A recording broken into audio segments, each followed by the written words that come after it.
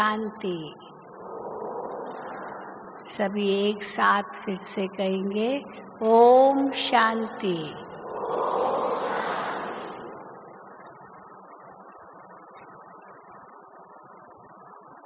शिव बाबा हम सबके परम पिता हैं, परम शिक्षक हैं, परम सद्गुरु हैं।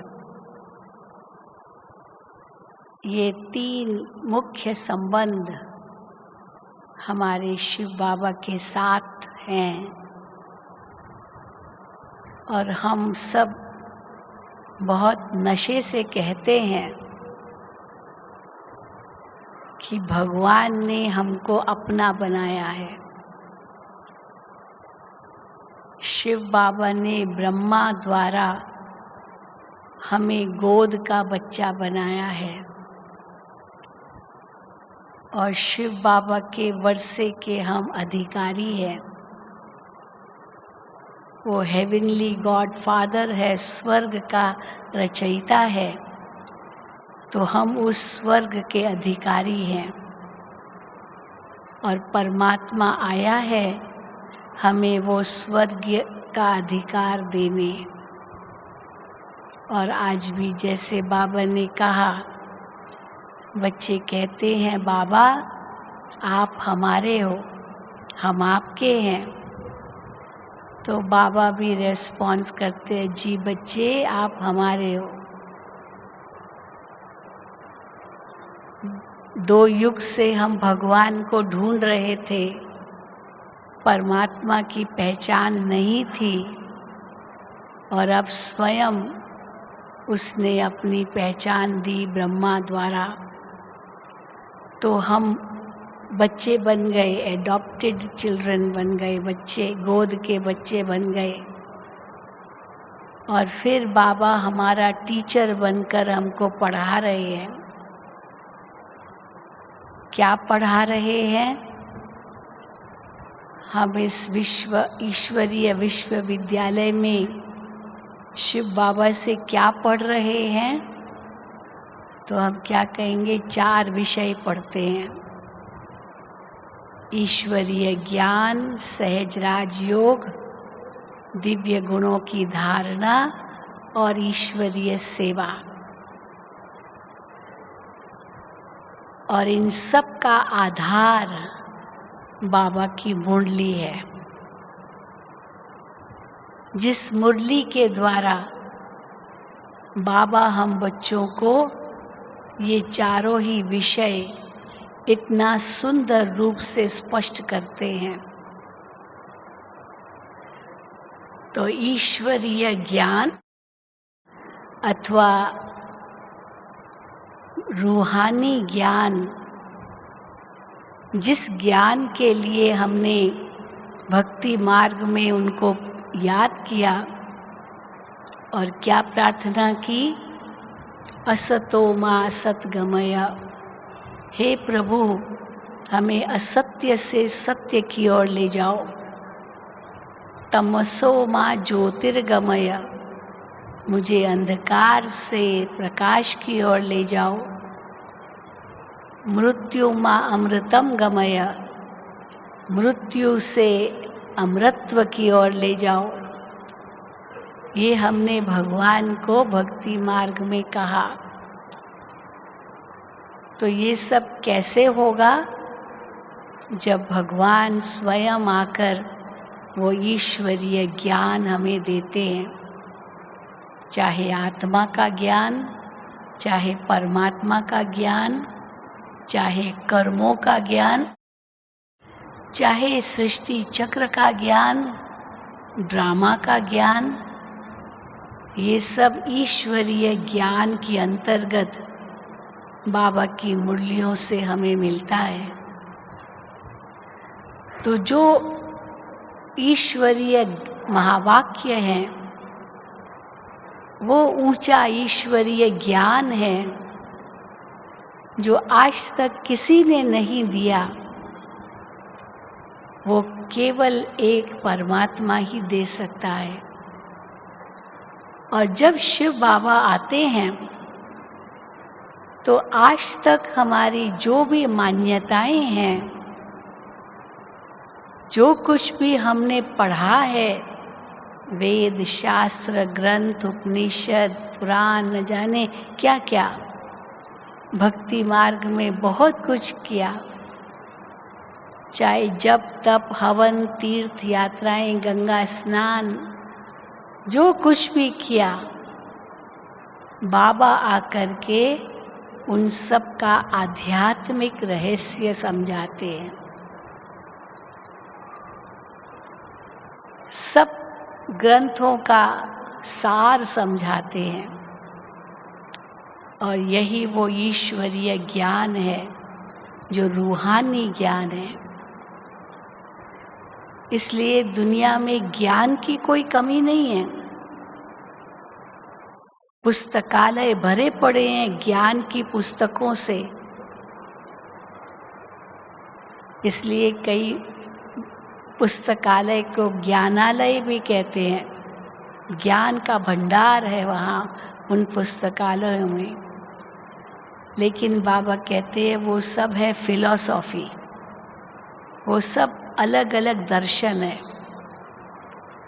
जो अनेक दर्शन शास्त्रियों ने अपने अपने विचार सुनाए हैं। चाहे गीता पर भी कितनी टिप्पणियाँ हो गई है, हर एक ने अपने अपने विचारों अनुसार ये सब बनाया।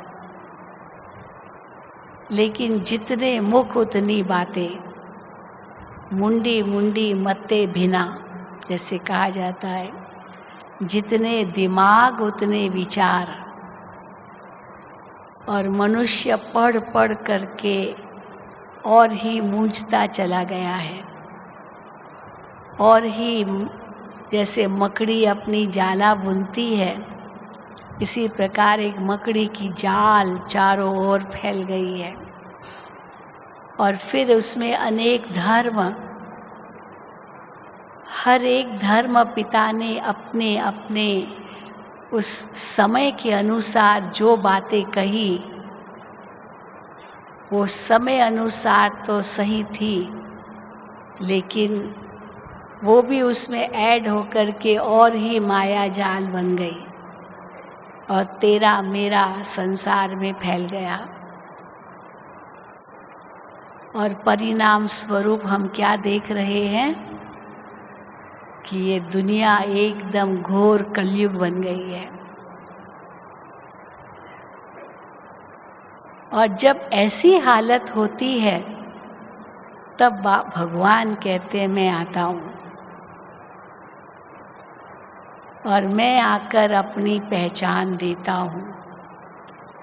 मैं आकर अपनी रचना के बारे में भी सुनाता हूँ।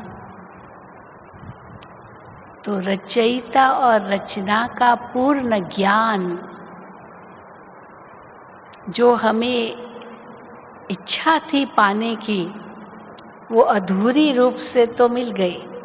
अधूरा ही कहेंगे, इतिहास भूगोल या जो भी, चलो द्वापर युग से तो मिल गया, वो भी कितनी मिलावट कर दी, क्योंकि अनेकों ने भारत पर आक्रमण किया, और जिन्होंने आक्रमण करके भारत देश पर राज्य किया, उन्होंने इतिहास को तोड़ मरोड़ करके अपने ढंग से लिखा। हमारा भारत कितना ऊंचा था, देवी देवताओं का देश था। आज उस बात को भूलकर यहाँ तक मनुष्य सोच रहे हैं कि ये भारत तो हमेशा से ही कंगाल है। अरे ये कंगाल होता तो इतने आक्रमण कैसे होते? धन देखा तभी तो लूटा भारत को। तो आज जो वो स्थिति देख रहे हैं तो यही समझ रहे हैं कि भारत हमेशा से ऐसे था। या अगर मानते भी हैं कि चलो 33 करोड़ देवी देवताएं थे जिनकी पूजा भी करते हैं, अभी देख रहे हैं नहीं, हम जो समाचार पढ़ते हैं, कितने सारे जो मस्जिद बन गए हैं उनके नीचे कई मंदिर हैं, वो मंदिरों की कितनी मूर्तियां सब जैसे दफना करके रख दी है और ऊपर से मस्जिद बना दिया है। अब उसी की तो लड़ाई चल रही है। हर एक जागृत हो गया है कि हमारे देश का क्या हाल कर दिया था। तो भगवान ने तो हमें ये सबसे पहले यही बताया। और जब ब्रह्मा बाबा को साक्षात्कार कराया विष्णु चतुर्भुज का, फिर उस सतयुगी दुनिया का, उसके पहले विनाश का, तो बाबा को यही ज्ञान दिया, आंखें खोली कि इस कलयुगी दुनिया के बाद फिर से वो दुनिया आनी है, वो सतयुगी स्वर्गीय दुनिया फिर से आनी है जिसमें तुम ऐसे ऊंचा देवता बनोगे। तो जैसे ये ज्ञान मिला, हमारा तीसरा नेत्र खुल गया। तो हम अभी अनुभव करते हैं कि अरे हम ही तो वो देवता थे। पहले तो कभी सोच भी नहीं सकते थे। कई नए आते हैं ना, शिविर में आते हैं, तो उनसे हम कहते हैं अच्छा भारत में 33 करोड़ देवी देवताएं थे, वो सब कहाँ चले गए? तो कई कहते हैं वो सब ऊपर चले गए ऊपर चले गए। कोई भी ये नहीं कहता कि वो सब फिर जन्म लेते लेते वो हम बने हैं, अभी हम ही हैं वो जो वो थे। ये कोई नहीं कहता, किसको पता ही नहीं है, क्योंकि अपने को नीच पापी समझ रहे हैं। देवताओं के आगे जाकर उनकी महिमा गाते हैं और खुद को नीच पापी, कपटी, गंदा बंदा, चरणों की धूल, मिट्टी, मूर्ख, निर्बल, न जाने क्या क्या हीन शब्द अपने लिए प्रयोग करते हैं और उनको इतना ऊंच मानते हैं। उनको त्वमेव माता च पिता कहते हैं। तो माता पिता इतने ऊंचे और बच्चे इतने नीच गिरे हुए, पर ये समझते थोड़ी हैं, क्योंकि यही बुद्धि में है कि हम तो ये कभी बन ही नहीं सकते हैं, वो तो बहुत ऊंचे, हम तो बहुत नीचे हैं।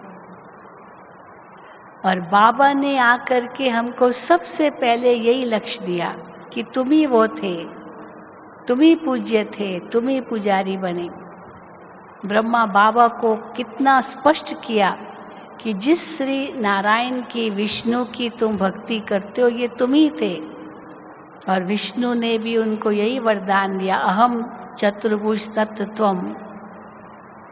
नहीं तो किसी को अपने इष्ट का साक्षात्कार होता है, मानो कोई देवी का साक्षात्कार हुआ, गणेश का हुआ, हनुमान का हुआ, हर एक का अपना अपना इष्ट होता है। तो वो जब इष्ट का साक्षात्कार होता है तो वो इष्ट उनको क्या वरदान देता है, तथा अस्तु। तथा अस्तु माना आपकी जो इच्छा है वो पूरी होगी, वैसा ही होगा, तथा अस्तु। क्योंकि उसके मन में अनेक इच्छाएं होती है और इस अनुसार वो भक्ति करता है और फिर उसी अनुसार उनको साक्षात्कार होता है। और बाबा कहते हैं उनको साक्षात्कार कराना वो भी मेरा ही काम है, शिव बाबा का ही काम है। अभी बीच में बाबा की मुरलियों में आता है, मैं बहुरूपी हूँ, कैसे फिर उसी रूप का साक्षात्कार कराता हूँ। अभी कोई हनुमान का भक्त हो, उसको गणेश का साक्षात्कार हो जाए तो खुश थोड़ी होगा, उनको तो हनुमान का ही दर्शन चाहिए। जो उसका इष्ट है, उस इष्ट को ही वो देखना चाहता है, उसका ही साक्षात्कार करना चाहता है। तो इसलिए बाबा कहते हैं वो भी मैं ही कराता हूँ, शिव बाबा कराते हैं। तो इसीलिए ज्ञान का इतना मुंझारा हो गया था, जो मनुष्य न खुद को समझ पा रहे थे, न ईश्वर को समझ पा रहे थे, न उनकी रचना को समझ पा रहे थे। और बाबा ने आकर के तीसरा नेत्र खोल के सब ऐसा स्पष्ट कर दिया, उस सत्य ज्ञान को हमारे आगे इतना क्लियर कर दिया, जो हम अभी क्या नशे से कहते हैं कि हम तो स्वदर्शन चक्रधारी है, हम तो त्रिकालदर्शी हैं। भगवान ने हमको मास्टर ज्ञान का सागर बना दिया है। तो वो ज्ञान जो ईश्वरीय ज्ञान है वो भगवान हमें दे रहे हैं और उसका आधार है ये बाबा की मुरलियाँ। तो हम अपने आप से पूछें कि हम मुरली को कितना महत्व देते हैं, क्योंकि वही रूहानी ज्ञान है। कितना हम उसका अध्ययन करते हैं। एक एक वाक्य के पीछे इतनी बड़ी गहराई है। अगर कोई अच्छी तरह से उसका अध्ययन करे तो, और अच्छी तरह से अध्ययन न करे तो कहेगा बाबा की मुरली तो वही तो आती है, अपने को आत्मा समझो, मुझे याद करो, बस हो गया। यही तो बाबा कहते हैं, वो तो हम कर ही रहे हैं। तो रोज़ क्यों मुरली पढ़ना, रोज़ क्यों ये सब करना, वो तो वही होगा। लेकिन नहीं, ऐसे गुह्य राज है और नित्य नए राज बाबा की हर मुरली में हमें मिलते हैं। हालांकि बाबा की ये मुरलियाँ कितनी बार रिवाइज भी हो गई होगी, लेकिन जब भी हम पढ़ते हैं हमें कोई न कोई नई बात ज़रूर मिलती है। जो भाई बहनें ये अनुभव करते हैं मुरलियों से, वो हाथ उठाओ। ये अनुभव करते हैं, जितनी बार पढ़ो उतनी बार नवीनता लगती है। अच्छा, बहुत अच्छा, नीचे का। तो ये रूहानी पढ़ाई हमें कितनी पढ़नी चाहिए, कितना ध्यान देना चाहिए, वो अवश्य हमें लक्ष्य होना चाहिए। और केवल ज्ञान ही नहीं है, योग भी हमारा बहुत बड़ा विषय है। आज दुनिया में योग विषय पर कितना मुझ गए हैं। हठ योग, प्राणायाम, आसन, उसी को योग कह दिया, उसी का ही नाम योग शब्द भी बदल के योगा कह दिया है। योगा स्कूल बन गए हैं, योगासन कहते हैं। योग के नाम पर योगा अपभ्रंश हो गया, जबकि योग का तो कितना सरल अर्थ है। योग माना मिलन, जोड़, संबंध, आत्मा का परमात्मा से मिलन, यही योग है। और कहीं भी गीता के अंदर आसन, प्राणायाम, ये सब कुछ भी वर्णन नहीं है। जितने भी अलग अलग योग के चैप्टर्स हैं गीता के अंदर, वो सब एक स्पिरिचुअल, एक आध्यात्मिक रूप से वर्णन है। एक एक वहाँ वो चैप्टर गीता का। कर्म योग, ज्ञान योग, भक्ति योग, सांख्य योग, बुद्धि योग, सहज योग, समत्व योग, और ये सब आंतरिक है, सूक्ष्म है, जो मन बुद्धि से जुड़े हुए हैं। लेकिन लोगों ने उसको कैसे उल्टा समझ लिया है। जब कर्म योग की बात आती है तो भगवान के महावाक्य कि मैं कर्म योग संन्यास सिखाता हूँ, कर्म संन्यास नहीं सिखाता हूँ, कर्म योग संन्यास। तो योग इतना सरल है, अपने को आत्मा समझ मुझे याद करो, बस। उसके लिए कुछ भी छोड़ने की ज़रूरत ही नहीं है। कहीं भी गीता में ये वर्णन नहीं है कि ये छोड़ो, ये छोड़ो, ये छोड़ो, नहीं। क्या धारण करो वो ज़रूर है। और जो राजयोग भगवान सिखाते हैं वो राजाई पाने के लिए राजयोग है। राजाई पाने के लिए राजयोग, जिस योग से हम राजाओं का राजा बनते हैं, इंद्रियों के राजा, मन के राजा, सबके दिलों के राजा और सारे विश्व के राजा, हम इस राजयोग से बनते हैं। और कौन बना सकता है ये, सिवाय भगवान के और कोई नहीं बना सकता है। इसीलिए बाबा हमेशा मुरलियों में यही कहते हैं, बच्चे को बाप को याद करना मुश्किल क्यों होना चाहिए। पर बच्चे यही शिकायत करते, बाबा मन नहीं लगता, मन नहीं लगता। हाँ, मन बहुत चंचल है, व्यर्थ संकल्प आते हैं, ये होता है वो होता है। और यहाँ तो बाबा कहते श्वासों श्वास याद करना है, तो श्वासों श्वास तो छोड़ो, 1-2 घंटा भी याद नहीं होता, वो भी छोड़ो, 1 मिनट भी याद नहीं होता। और बाबा का तो श्रीमत है श्वासों श्वास। बच्चा अपने पिता को कैसे भूल सकता है? वो कैसे भूल सकता है मैं किसका बेटा हूँ? लौकिक में कोई बच्चा अपने पिता को ऐसे भूल नहीं सकता है, तो यहाँ कैसे भूल जाते हैं और कैसे कहते मन नहीं लगता है? इसका मूल कारण ही बाबा बताते देह अभिमान है, जो 63 जन्मों से ये देह अभिमान को हमने पकड़ के रखा है। आत्मा देह में इतनी बंधी हुई है, जो ये देह का अभिमान छूटता ही नहीं है। इसीलिए क्योंकि देह से ही संबंधित जो बातें वो याद आती है, इसलिए कहते व्यर्थ संकल्प आते, व्यर्थ संकल्प आते। अगर मैं आत्मा हूँ तो कोई व्यर्थ संकल्प नहीं आएगा। आत्मा तो अकेली आई, अकेले जाना है, न किसी को साथ ले आई है, न किसी को साथ ले जाएगी। न कुछ इस संसार की चीज लाई है, न कुछ संसार की चीज ले जाएगी। लेकिन वो स्थिति बनाने के लिए बाबा कहते हैं यही पुरुषार्थ है कि जब भी बैठो मैं कौन, मेरा कौन। दादी जानकी को यही नशा रहता था।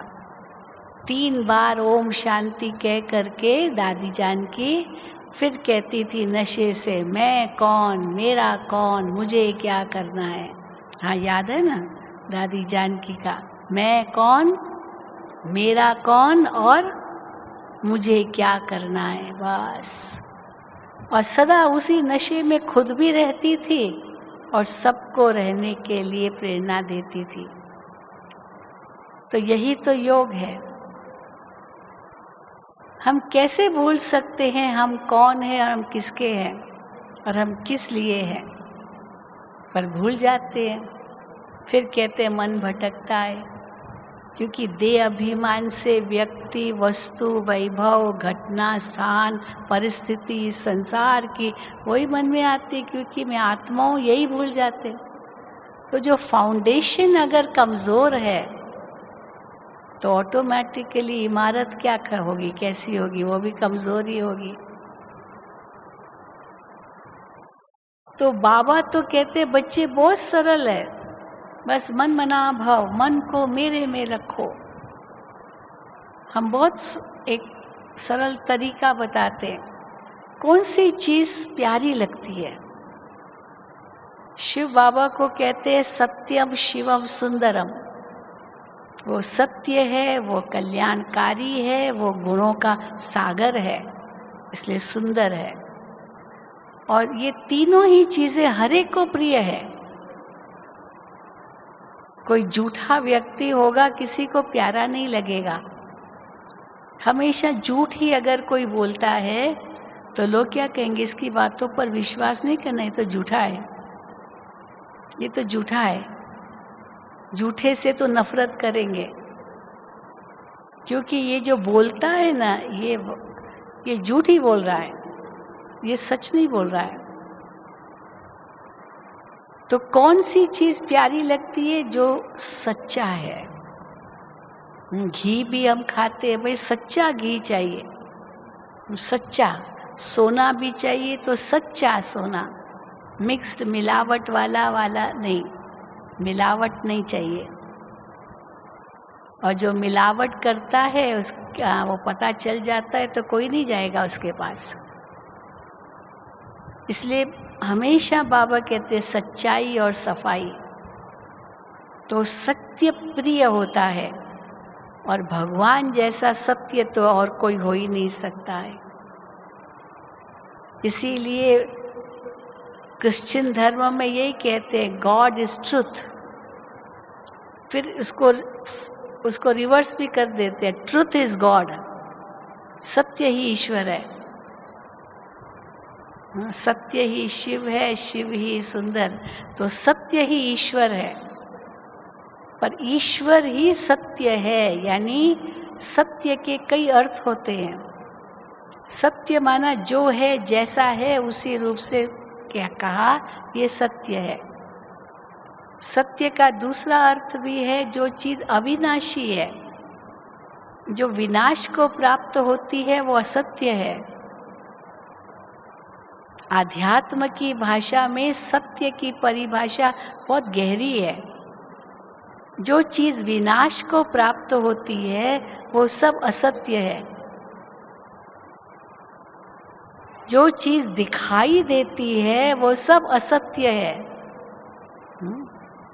इसलिए बाबा ने कल भी मुरली में कहा, वशिष्ठ ने राम को कहा, श्री राम को, हे राम जी, जगत बनाई नहीं है, जगत बनाई नहीं है, मिथ्या है। क्योंकि ये परिवर्तनशील है। जो चीज बदलती रहती है वो सत्य नहीं है।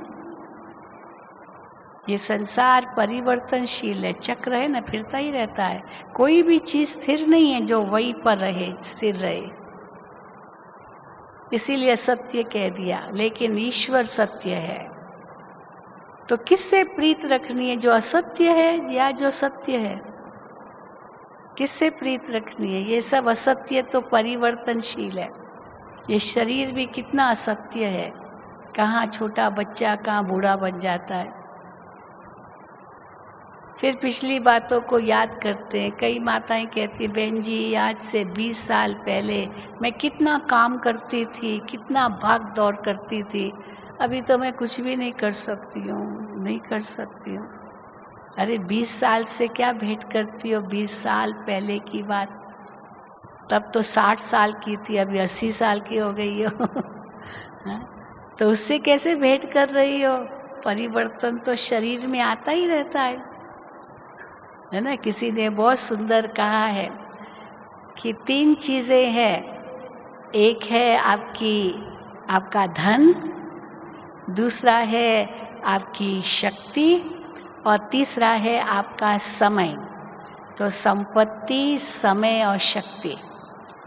तो जब बचपन है ना तो उस समय शक्ति बहुत है। बच्चा कैसे दौड़ता रहता है, दौड़ता रहता है, माँ बाप पीछे रह जाते, बच्चा दौड़ता जाता है, क्योंकि बहुत शक्ति है। और स्कूल नहीं जाना, कोई काम धंधा नहीं, तो समय भी बहुत है, खेलता ही रहता है। तो समय और शक्ति छोटे बच्चे के पास बहुत होती है। लेकिन जैसे बड़ा होता है, कारोबार में लग जाता है, तो समय तो मिलता ही नहीं है, पर शक्ति और संपत्ति तो है। बच्चे को संपत्ति नहीं है, समय और शक्ति है। और बड़ा हुआ तो समय चला गया, संपत्ति और शक्ति है जवानी में। और जब बूढ़ा हुआ तो समय तो बहुत है, रिटायर्ड हो गया, चलो संपत्ति भी बहुत जमा कर ली, लेकिन शक्ति नहीं है। हाँ, शक्ति नहीं है। अब शक्ति नहीं है तो क्या करेगा? वो संपत्ति, वो समय, वो किस काम का? इसीलिए बाबा देखो क्या कहते हैं, सच्चा सुख उसी में है जब चारों प्रकार का सुख हो।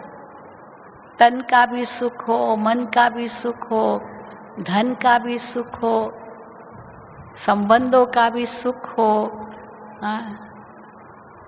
समय भी हमारे पास सफल करने लिए बहुत है, हो सब कुछ हो, तब कहेंगे सुखी जीवन। और वो तो सतयुगी है। इसलिए बाबा हम बच्चों को बहुत सरल करके देते हैं। बच्चे, योग क्या है? बस अपने देह को भूलो, तुम ये देह हो ही नहीं। इस जड़ को ही काट दो। किसी पेड़ में कीड़े लग गए हैं, उस कीड़े वाले पेड़ को अगर केवल पत्ते पत्ते काटेंगे तो वो पेड़ खत्म नहीं होगा, कीड़े जाएंगे नहीं। उसको जड़ से खत्म करना पड़ेगा, उसके नीचे आग डाल लगानी पड़ेगी, नहीं तो वो फिर से कीड़े लगे हुए हैं जड़ को, तो वो फिर आ जाएंगे। तो इन सब दुखों की, विकारों की जड़ है ही देह अभिमान। ये भगवान ने हमको स्पष्ट कर दिया है। जैसे दिखाते ना, रावण को मारने लिए राम ने कितनी कोशिश की, लेकिन रावण मरता ही नहीं था, क्योंकि एक एक सिर काटता था राम, तो रावण का सिर वापस आ जाता था।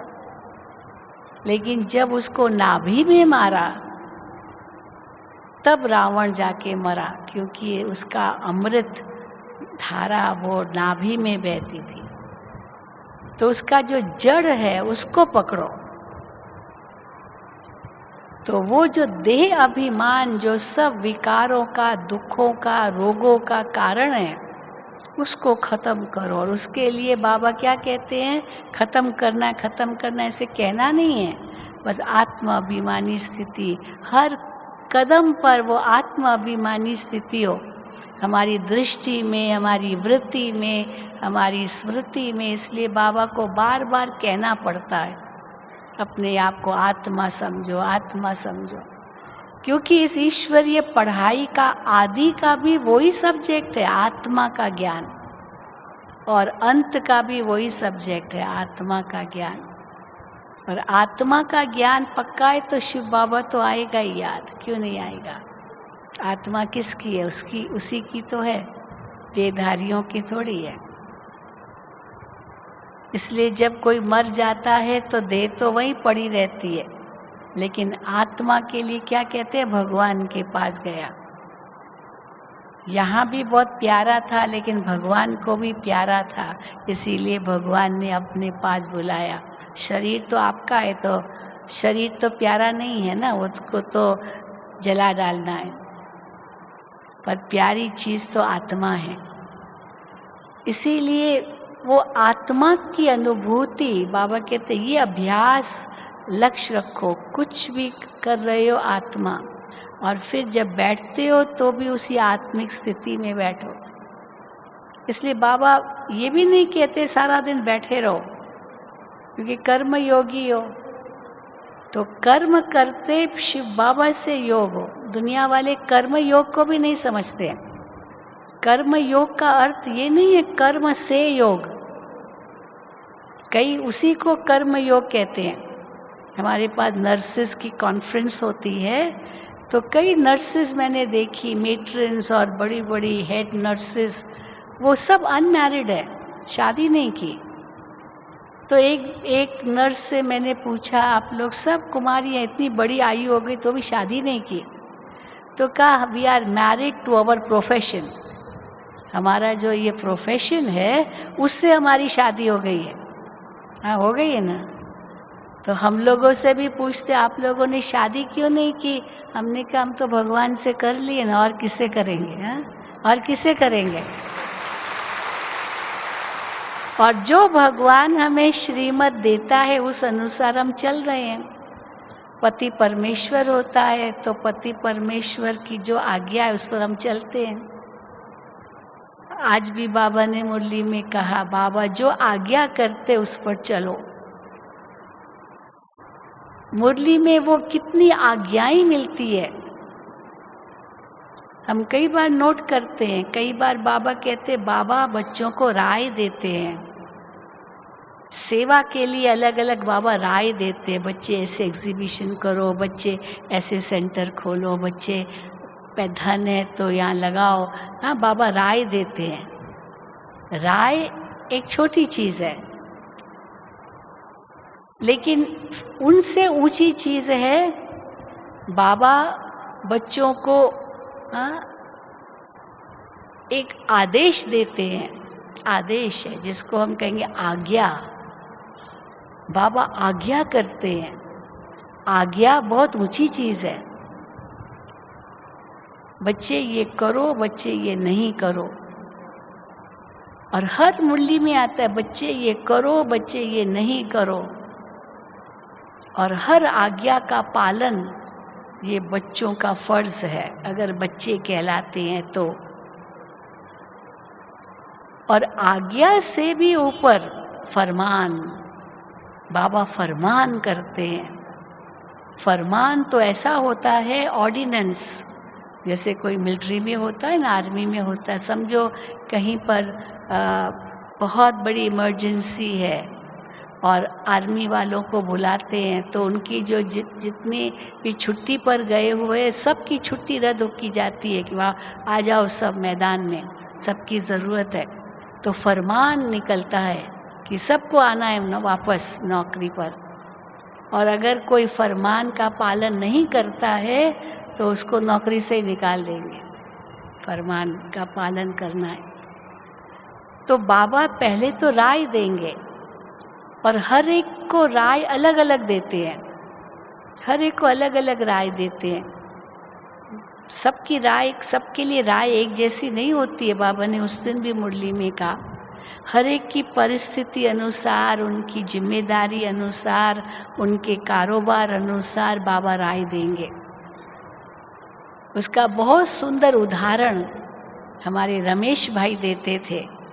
रमेश भाई बॉम्बे के, वो बहुत अच्छा उदाहरण देते थे कि रमेश भाई और ब्रिजमोहन भाई दोनों बाबा के पास गए। अब दोनों वरिष्ठ भाई थे। तो रमेश भाई तो इनकम टैक्स प्रैक्टिस करता था, उनकी अपनी ऑफिस थी, खुद मालिक था, उसके कई क्लाइंट्स थे, इनकम टैक्स की प्रैक्टिस थी उनकी। तो बाबा से उसने पूछा कि बाबा मेरे बहुत क्लाइंट्स आते हैं, मुझे उनसे मिलने जाना पड़ता है, तो वो हमको बहुत कुछ ऑफ़र करते हैं, ये कुछ देते हैं, तो बाबा मैं लूँ या नहीं लूँ? बाबा ने बिल्कुल मना किया, नहीं बच्चे तुमको बिल्कुल नहीं लेना है, पानी भी नहीं पीना है, ज़रूरत क्या, पानी भी अपना ले जाओ, कुछ खाना नहीं पीना नहीं, बस आप काम से काम, आपको कुछ नहीं पीना है, खाना है, कुछ लेना नहीं है, काम से काम। बाबा ने बिल्कुल मना किया। ठीक है, फिर ब्रिजमोहन भाई गए। अब ब्रिजमोहन भाई तो गवर्नमेंट में सर्विस करते थे, नांगल डैम है उसके आप बहुत बड़े आपका ऑफिसर थे, पर उसके ऊपर भी कई ऑफिसर्स थे, तो नौकरी थी उनकी। तो बाबा से उसने पूछा, बाबा हम जाते हैं बड़े अफसरों से मिलने, तो वो हमको चाय देते हैं, हम क्या करें बाबा, पिए या नहीं पिए? बाबा ने कहा भले पियो, भले पियो। अब जब दोनों बाहर आए, दोनों एक दो से मिले, तो राय से दोनों को अलग दी थी, उनको कहा बिल्कुल नहीं और उनको कहा भले। तो फिर जब बाबा से पूछा तो बाबा ने देखो उसका कैसा गहरा राज बताया कि बच्चे रमेश भाई तो मालिक है, उसकी अपनी बिजनेस है, वो न पिए तो कोई फ़र्क नहीं पड़ेगा, और ही क्लाइंट्स उनके बहुत उसके प्रति भावना रखेंगे कि ये हमारा जो साहिब है, हाँ ये कभी भी गलत काम नहीं करेगा, क्योंकि बहुत अपने असूलों का पक्का है और ज़्यादा ग्राहक आएंगे। पर ब्रिजमोहन भाई क्योंकि नौकरी करता है, अगर वो नहीं करेगा तो नौकरी से ही निकाल देंगे। हाँ, नौकरी से ही निकाल देंगे तो क्या होगा फिर, इसीलिए लेना पड़ेगा। तो देखो दोनों के लिए राय अलग थी, ये कोई आज्ञा नहीं थी, राय थी, परिस्थिति अनुसार उसी अनुसार देखना है। लेकिन आज्ञा माना जो बाबा की श्रीमत हमें मिलती है, बच्चे खान पान कैसा होना चाहिए, हाँ, शुद्ध भोजन हो, अवश्य शुद्ध हो। कई आते हैं हमको शादी में जाना पड़ता है, खाना पड़ता है, क्या करें, इतने जेवर पहनने पड़ते हैं, क्या करें? तो बाबा मना थोड़ी करते हैं कि जेवर नहीं पहनो, पहनो ना, अगर है तो पहनो। शादी में जाना है तो ज़रूर आप साड़ी उस कपड़े तो उस अनुसार पहनेंगे। लेकिन फिर बाबा भोजन का क्या करें? तो बाबा कई बार कहते हैं फ्रूट मिलता है, सलाद मिलता है, हाँ जूस मिलता है, ये तो बहुत चीज़ें मिलती है, ज़रूरी थोड़ी कि पका हुआ ही भोजन खाना है। आप अपना कुछ बता सकते हो कि मेरा आज व्रत है, कुछ है, बता सकते, ऐसी कोई बात नहीं हो। इसीलिए और भी कई चीज़ें जो आप ले सकते हो, ड्राई फ्रूट है, कुछ भी है, बहुत कुछ रहता है। शादियों में तो क्या नहीं होता है, तो लो ना, मना थोड़ी है। पर पका हुआ भोजन और कौन, हम तो पहले भोग लगाते हैं, ईश्वर को प्रसाद धरते हैं, फिर स्वीकार करते हैं, कह सकते हैं। अब ये मिर्च मसाला ये सब नहीं खाते आजकल, तो वैसे ही डॉक्टर्स मना करते हैं। तो उसमें ये नहीं कि थोड़ी लोभ वृत्ति चली गई, मुख में पानी आ गया, गुलाब जामुन देख लिया, चलो डालो मुंह में हाँ?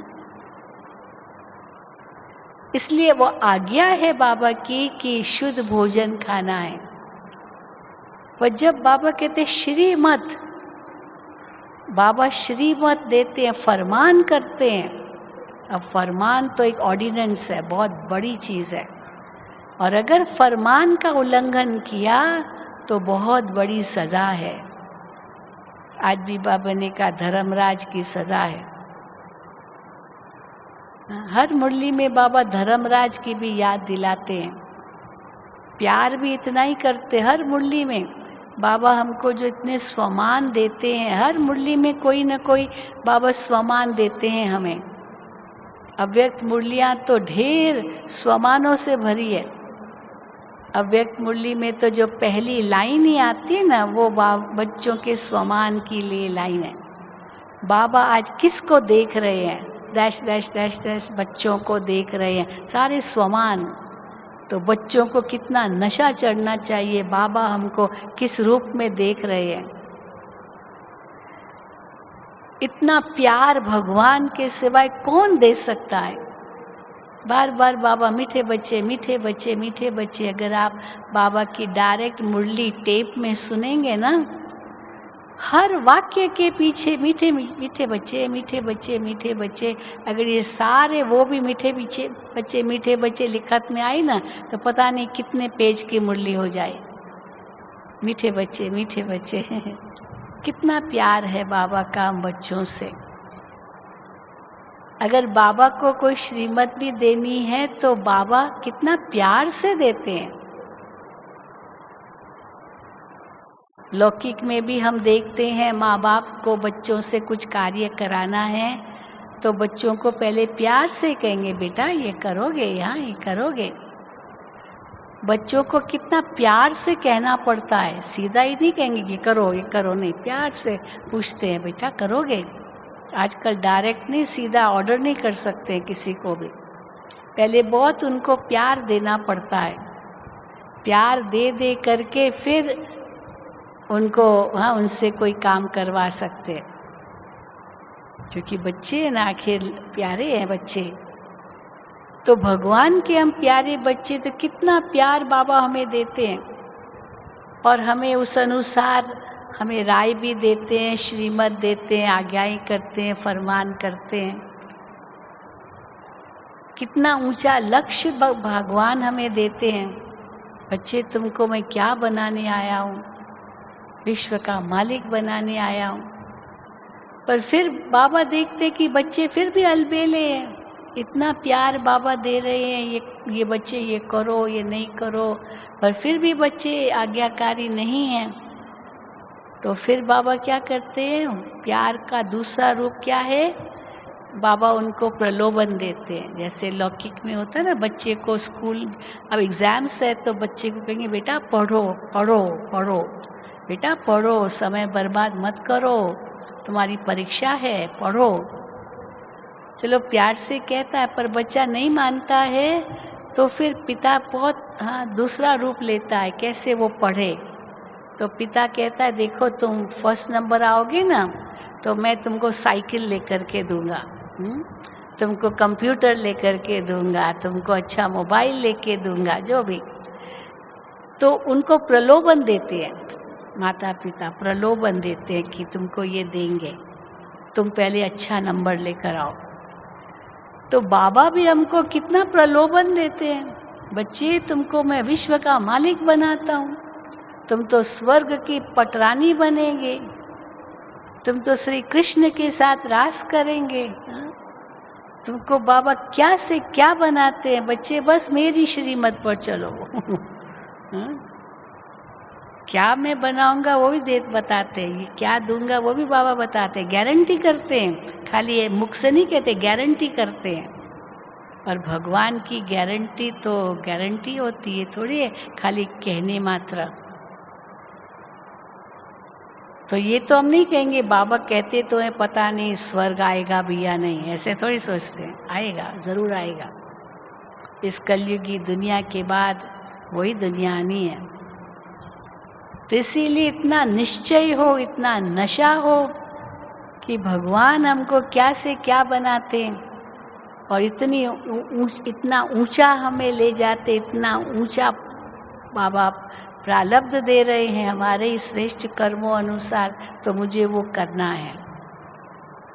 लेकिन फिर भी बाबा देखते कि बच्चों को इतना प्रलोभन भी दे रहे हैं, बच्चे तो विश्व के मालिक बनोगे, ये होगे, बहुत कुछ बाबा कहते हैं, लेकिन फिर भी बच्चे अलबेले रहते हैं। तो फिर तीसरा रूप बाबा लेते हैं। कौन सा है तीसरा रूप? हाँ, किसकी याद दिलाते हैं बाबा? किसकी याद? धर्मराज की याद। आज भी बाबा ने धर्मराज की याद दिलाई। बच्चे देखना, अगर बाबा की आज्ञा पर नहीं चले, श्रीमत पर नहीं चले, बाबा को याद नहीं किया, तो धर्मराज बहुत सजाएं देगा। ये नहीं बाबा कहते मैं दूंगा, धर्मराज देगा। देखो ये भी प्यार है। कई बार होता है ना, बच्चा माँ का नहीं सुनता है, सुनता ही नहीं है माँ का। माँ तो बहुत लाड प्यार देती है, इसलिए माँ का सुनता नहीं, लेकिन बाप बहुत स्ट्रिक्ट है। हाँ, तीखा, वो बहुत बच्चे को स्ट्रिक्टली चलाता है। तो माँ ये नहीं कहेंगे कि मैं तुमको मारूंगी, मैं तुमको सजा दूंगी, ऐसे नहीं कहती है। वो क्या कहेगी? डैडी तुमको मारेंगे। हाँ, पिताजी मारेंगे, क्योंकि वो तो स्ट्रिक्ट है।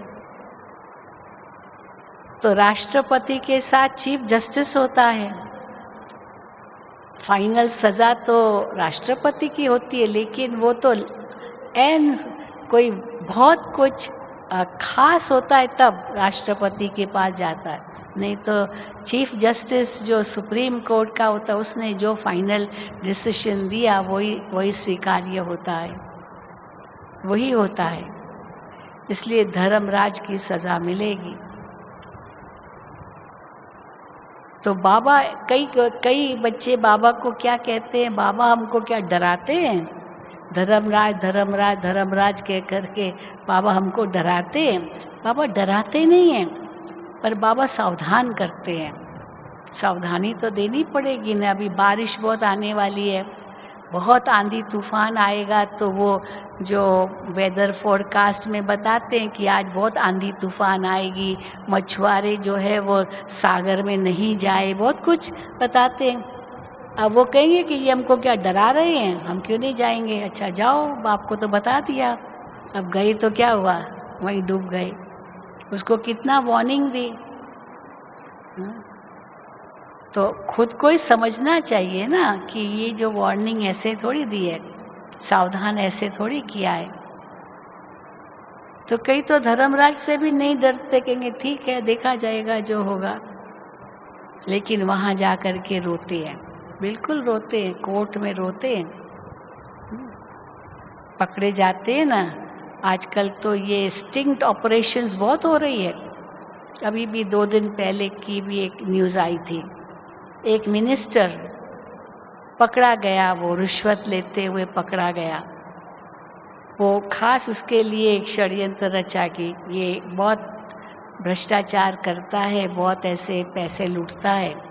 तो कोई गया और उसका वो सारा जो वो बोल रहा था वो सब रिकॉर्ड कर लिया, पूरा रिकॉर्ड कर लिया। फिर उसके बाद चीफ मिनिस्टर के पास गया और कहा कि ये तो ऐसे भ्रष्टाचार कर रहा है मिनिस्टर वो करके। तो फिर कैसे जब उसको बुलाया, उसने ना किया, और फिर जब उसको सुनाया कि देखो ये तुम्हारी ही आवाज़ है, तुमने ही ये मांगा है, तुमने ही ये कहा है, तो उसके बाद उसको जो रोना आ गया, जो बात मत पूछो, स्वीकार तो करना ही पड़ा। उसी की आवाज़ थी, उसी का ही वीडियो था, उसको निकाल दिया, बहुत कुछ किया। लेकिन फिर पछतावत क्या होत जब चिड़िया चुग गई खेत। बाद में पछताने से क्या होता है, बाद में रोने से क्या होता है, समय तो चला गया। इसीलिए बाबा हम बच्चों को सावधान भी करते, ये सब मुरली में होता है। अगर हम मुरली पर ध्यान ही नहीं देंगे तो सावधानी भी कैसे समझेंगे भगवान की। और विचार सागर मंथन करने का कितनी खुराक मिलती है मुरली से। एक एक वाक्य के अंतर कितनी गहराई है। उस गहराई में हम जितना जाते हैं, विचार सागर मंथन करते हैं, उतना ही आनंद आता है। पहले होता है मनन, जो बाबा की मुरली सुनी उसका मनन करना। आज बाबा ने क्या कहा, तो चलो पॉइंट रिपीट किया। आज बाबा ने ये कहा, ये कहा, ये कहा, ये कहा। फिर मनन के बाद होता है मंथन। हाँ, विचार सागर मंथन। और जितना मंथन करेंगे, उसकी गहराई में जाएंगे, उसका मक्खन निकालेंगे। मंथन करते ना, दही का मंथन, तो मक्खन निकलता है। तो जितना मनन करेंगे, उतना धीरे धीरे मंथन करेंगे, वो मक्खन निकलेगा। कई नई पॉइंट्स मन में आएगी। फिर उन्हीं पॉइंट्स का इतना आनंद लो जो मगन हो जाओ। और उसके लिए लगन जरूर चाहिए। बिना लगन के न मनन होगा, न मंथन होगा, न मगन होंगे। इसीलिए लगन बहुत चाहिए और ये कदर चाहिए उसके लिए। ये किसके महावाक्य हैं? ये ब्रह्मा बाबा के महावाक्य नहीं है। ब्रह्मा बाबा भी हमारी तरह स्टूडेंट था। शिव बाबा उनके मुख से बोलते थे, ब्रह्मा बाबा नंबर 1 स्टूडेंट बनते थे। हमारी दादी गुलजार अपना अनुभव सुनाती, जब बाप दादा उनके तन में आके मुरली चलाते थे, तो दादी तो बाबा के पास वतन में होती थी और जो टाइप करने वाले सारी मुरली टाइप करते थे। और जब तक दादी वापस अपने कमरे में जाए, तब तक वो सारा टाइप जो होता है ना, बाबा की मुरली टाइप किया हुआ उनके बेड पर रखते थे। और दादी वापस जा कर के वो पढ़ती थी जो बाबा ने सुनाया। तो हम लोग जाते थे रात में बाबा से, दादी से मिलने के लिए। तो दादी को हम कहते थे, दादी आप कितनी लकी हो, आप बाबा से मिलती हो, आप बाबा से रूरिहान करती हो, आप बाबा ने आपका तन लोन पर लिया और कैसे बाबा हम बच्चों से मिले, बाबा ने आज ये कहा, ये कहा, ये कहा। तो दादी जी हम लोगों को आश्चर्य से देखती थी, क्योंकि वो तो होती नहीं थी। फिर हम दादी को सुनाते थे, दादी आप बहुत भाग्यशाली हो। तो दादी हमको कहती, नहीं, मेरे से ज़्यादा आप भाग्यशाली हो, क्योंकि मैं तो होती नहीं हूँ, मैं तो सुनती नहीं हूँ। आप लोग तो सुनते हो डायरेक्ट, मैं तो सुनती नहीं हूँ, मैं तो बाद में पढ़ती हूँ। तो ज़्यादा भाग्यशाली कौन हुआ भाई? हाँ, हम बच्चे हुए ना। हाँ, क्यों नहीं। अभी भी देखो, भले साकार बाबा के महावाक्य सुनते हैं, अब रिवाइज करते हैं, अव्यक्त भी रिवाइज करते हैं, पर ये आप ज़रूर समझो, ये जो रिवाइज कर रहे हैं ना, ये भी पढ़ाई है। क्योंकि बाबा हर मुरली में ये भी कहते रहे, बच्चे बहुत आएंगे, बहुत आएंगे। अव्यक्त मुरलियों में बाबा कहते, 2 सभाएं बाबा देख रहे हैं, ये सभा और जो आने वाली सभा है, जो दूर बैठे भी सुन रहे हैं। और बच्चे बहुत आएंगे, तो बहुत आएंगे, तो उसके लिए ये पढ़ाई चल रही है। अभी तक पढ़ाई पूरी नहीं हुई है। और पढ़ाई कब पूरी होगी? कल भी बाबा ने बताया, कब पढ़ाई पूरी होगी? जब तुम फरिश्ता बन जाएंगे। पढ़ाई पूरी, अभी तक चल रही है पढ़ाई, अभी रिवीजन चल रही है। और ये रिवीजन क्यों ज़रूरी है, ये क्या संकेत दे रही है? रिवीजन माना जो पढ़ा हुआ है सारे साल का सिलेबस, लास्ट में वो रिवाइज किया जाता है, क्योंकि एग्ज़ाम नज़दीक है, परीक्षा नज़दीक है। उस परीक्षा में पास पूरा होना है, इसलिए रिवीजन चल रही है। और जितनी बार रिवाइज करते, उतनी बार कोई न कोई नवीनता मिलती है। और बाबा कई बार मुरलियों में कहते हैं कि कई बातें जो आपको समझ में नहीं आती है या मूंझे हुए, आप मुरली उठाओ और पढ़ो, देखो आपको जवाब मिल जाएगा मुरली में उसका। कई बार देखा है, बहुतों ने अनुभव किया है। आप लोगों में भी ऐसे बहुत होंगे जो कोई बात समझ में नहीं आई और आपने मुरली उठाई और मुरली देखी, जवाब मिल गया। किसको अनुभव है? हाँ, बहुतों को अनुभव होगा। मेरे को तो बहुत अनुभव है, क्योंकि जब हम टेलीविज़न के लिए लेक्चर्स देते थे तो अभी अलग अलग टॉपिक्स पर हमें देना पड़ता था। उस समय ये वैल्यू एजुकेशन अभी जैसे है उस रूप से नहीं था। तो अभी कौन से वैल्यू पर, कौन से गुण पर हमको भाषण करना है, तो हम क्या करते थे, सवेरे 3 बजे उठ करके कोई अव्यक्त मुरली उठाते थे और ऐसे खोल कर पढ़ना शुरू करते थे। और सचमुच उस मुरली में इतनी, एक ही गुण पर इतनी बाबा की बातें मिलती थी जो मुझे टॉपिक मिल जाता था कि किस पर बोलना है। आज भी देखो रूहानी पढ़ाई, आज की मुरली की यही विशेषता थी। बच्चे इस रूहानी पढ़ाई पर पूरा ध्यान दो तो ज्ञान, योग, धारणा और सेवा, ये चारों ही सब्जेक्ट्स पर में हर मुरली में बाबा कुछ न कुछ बताते ही हैं। तो आप कैसे उसको रिवाइज करेंगे? 4 भागों में आप बांटो अपनी डायरी में। ज्ञान के विषय में बाबा ने आज क्या कहा, योग के विषय में बाबा ने आज क्या कहा, धारणा के बारे में आज बाबा ने क्या कहा, सेवा के बारे में आज बाबा ने क्या कहा, क्योंकि वही हमारे 4 सब्जेक्ट्स हैं। और बाबा ने संडे की मुरली में भी यही कहा, चारों सब्जेक्ट्स में फुल पास लेना है। 3 में तो बहुत अच्छी मार्क्स ली और 1 में नहीं ली तो भी फुल पास तो नहीं कहेंगे। तो एक है चलो पास हो जाएंगे और मार्क्स और सब्जेक्ट से उसमें मार्क्स मिल जाएगी, चलो पास हो गए। लेकिन फुल पास तब होंगे जब चारों सब्जेक्ट्स में फुल होंगे। तो एक है पास और एक है फुल पास, और तीसरा बाबा ने क्या कहा, पास विद ऑनर। तो पास विद ऑनर्स माना इतना डिस्टिंक्शन 100 के नज़दीक। हमको कौन सा स्टूडेंट बनना है? केवल पास होने वाला स्टूडेंट थोड़ी बनना है। आज भी बाबा ने मुरली में कहा 2-3 बार फेल हो जाते तो पढ़ाई छोड़ देते, क्योंकि मैं तो पास होगा ही नहीं, फेल हो जाते तो पढ़ाई को ही छोड़ देते। चलो उस पढ़ाई को छोड़ दिया, कोई फ़र्क नहीं पड़ता, बिजनेस कर देते। कई बिजनेसमैन कोई ज़्यादा पढ़े हुए थोड़ी होते हैं, इसलिए चलो बिजनेस में लग गए। लेकिन ये पढ़ाई में फेल हुए तो फेल, हर कल्प के लिए फेल। तो खाली पास होना है यही लक्ष्य नहीं है। जो केवल पास होना ये लक्ष्य रखते, माना अपनी जो लक्ष्य उनको 0 से भेंट करते हैं।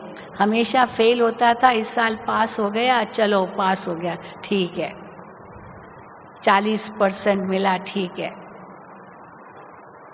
लेकिन जो होशियार होते हैं, जिनको पास विद ऑनर्स होना है, डिस्टिंक्शन लेना है, स्कॉलरशिप लेनी है, तो उसको तो कितना पढ़ना पड़ेगा।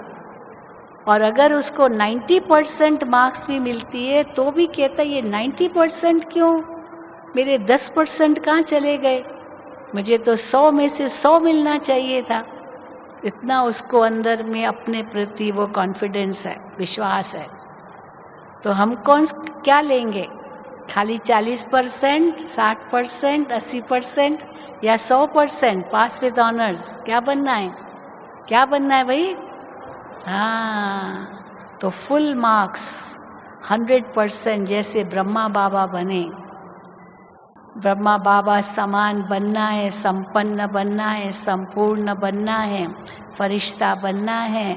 फिर बाबा ने कहा मैं घर ले जाऊंगा। आज बाबा ने कहा ना चोटी पकड़ के ले जाऊंगा, इसलिए ब्राह्मणों की चोटी दिखाते, सबको ले जाऊंगा घर।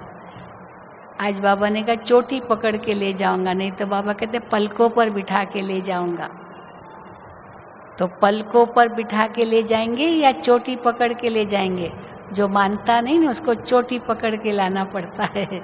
बच्चे होते ना तो बच्ची को चोटी पकड़ के उनको खींचेंगे। तो पलकों पर बैठ के जाना है या चोटी पकड़े बाबा और ले जाए? हाँ, पलकों पर जाना है। इतने मुरब्बी बच्चे, इतने प्यारे बच्चे, इतने लाडले बच्चे हमें बनना है। ठीक है? हाँ, इतना मुरली पर पूरा ध्यान हो तो देखो पास विद ऑनर जरूर बनेंगे। और चारों सब्जेक्ट्स पर ध्यान हो, मनसा वाचा कर्मणा, तन मन धन, सब बातों को, और समय श्वास संकल्प शक्ति सबको सफल करना है। कुछ भी व्यर्थ न जाए, नहीं तो सब व्यर्थ जा सकता है। तो जो भी समय अभी जीवन का बाकी है वो बाबा कहते हैं सफल करो, सफल करो और सफलता को पाओ। अच्छा, ओम शांति, ओम शांति, ओम शांति।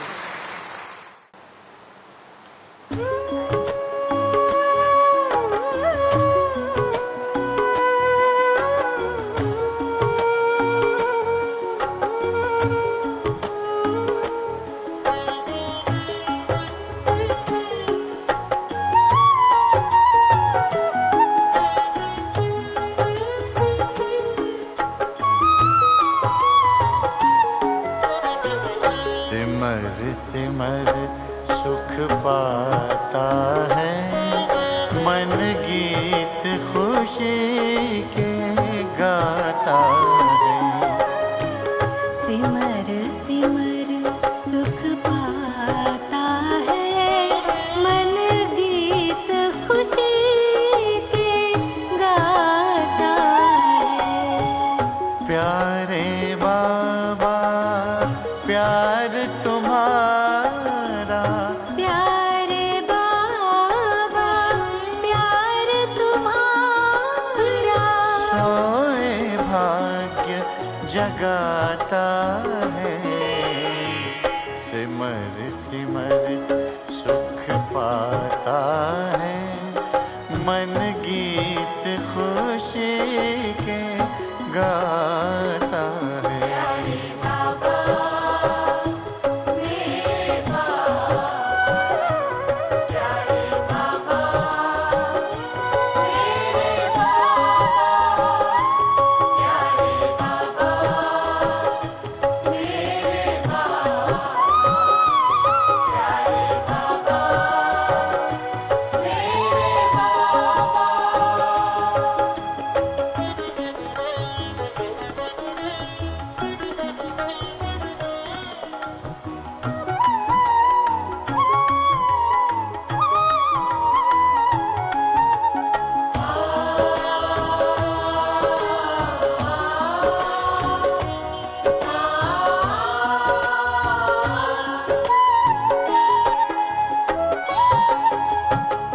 रोम रोम पुलकित हो उठता, पावन पावन यादों से।